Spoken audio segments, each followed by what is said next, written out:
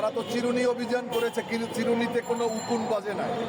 তারা devil hand নামে তারা অভিযান চালিয়েছে, সেখানে সব ডেভিলই রয়ে গিয়েছে।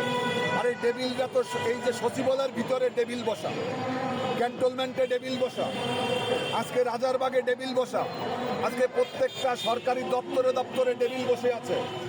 এই আওয়ামী ডেভিলদেরকে যদি ধরা না যায়, তাহলে তো আগামী নির্বাচন প্রশ্নবিদ্ধ হবে, আগামী নির্বাচন রক্তক্ষয়ী হবে, আগামী নির্বাচনে লেভেল প্লেইং ফিল্ড হবে না, এবং এদেশের জনগণ আগামী নির্বাচনে ভয়ের পরিস্থিতি তৈরি হলে তারা আবার সেই ভোট কেন্দ্রেও যাবে।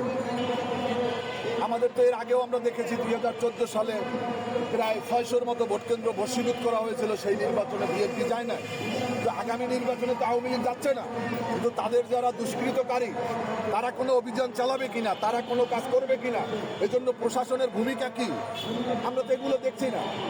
আমরা দেখলাম যারা এই অবৈধ নির্বাচন করেছিল 14 সালে 24 সালে, তারাই আজকে বিভিন্ন জায়গায় রিটার্নিং অফিসার।